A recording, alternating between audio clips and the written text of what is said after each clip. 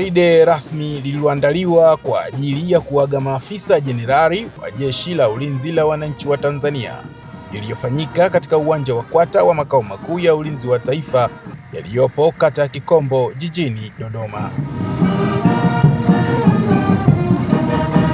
Mkuu wa majeshi ya ulinzi Jenerali Jacob John Mkunda anasema huu ni utaratibu wa wanajeshi wa Jeshi la Ulinzi pindi wanapofika ukomo wa utumishi. Huu ni utamaduni wetu sisi wanajeshi wa kuagana, na huu sio utamaduni wa kuaga tu majenerali peke yake. Mwanajeshi yeyote kuanzia afisa mpaka askari ni lazima tuagane. Kwao ni tofauti, kuna tofauti tu ya kuagana. Jenerali ana utaratibu wake na askari wana utaratibu wao, maafisa wengine wana utaratibu wao. Kwa hiyo leo tulikuwa tunawaga majenerali ambao wamefanya kazi kubwa na ya kutukuka ya muda mrefu. Kama mlivyokuwa mnasikia, mwingine amefanya kazi miaka 41. Kwa hiyo ni muda mrefu sana ametumikia serikali hii. Waende waishi tu vizuri, wafanye maisha yao vizuri, wasihangaike. Kwa sababu watambue kwamba leo tumewapa kitambulisho. Kile kitambulisho manake tunakuwa nao miaka mitatu. Baada ya kustaafu, bado yuko tunakuwa naye miaka mitatu, ndio tunamwachia aende akafanye shughuli zingine. Kwa hiyo na waasa waende waishi vizuri, waishi maisha mema na familia zao, wasihangaike na mambo ya siasa na mambo ya mengine. Nao baadhi ya majenerali wastaafu wanasema ni faraja kubwa kulitumikia taifa na kustaafu kwa heshima. Namshukuru Mwenyezi Mungu, leo umefikia muda wangu wa kustaafu. Nimetumikia jeshi katika kipindi cha miaka 37.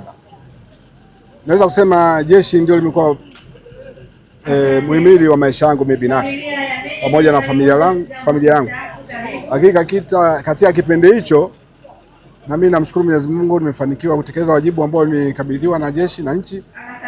Kwa hiyo nimeshiriki kwenye mafunzo, nimeshiriki kwenye operations, lakini pia nimeshiriki pia kwenye kufundisha. Hicho ndio kipindi cha muda wa maisha yangu jeshi. Kutumika kwa miaka 37 na kuondoka hujaleta changamoto katika taifa lako ni kitu cha kujivunia. Kwa hiyo najivunia Mwenyezi Mungu kunijalia huo muda wa kuweza kuitumikia jeshi, lakini kuitumikia nchi yangu. Shukrani. Ninapokamilisha utumishi ni ishara kabisa kuwa inawezekana kwanza kwa wanawake kulitumikia Jeshi la Ulinzi la Wananchi wa Tanzania kwa viwango mpaka vya kufikia jenerali na kumaliza wakiwa na nguvu kabisa kama mimi.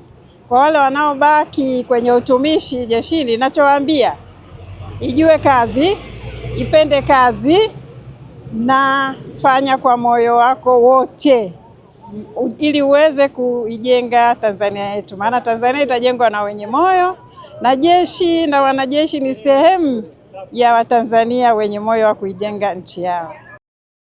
Nyuma yangu ni gari maalum ambalo limetumika kuwabeba maafisa jenerali wa Jeshi la Ulinzi wa Wananchi wa Tanzania ambao leo hii wamefikia ukomo wa utumishi wa Jeshi la Ulinzi wa Wananchi wa Tanzania, ikiwa miongoni mwao kila mmoja amelitumikia jeshi zaidi ya miaka 30.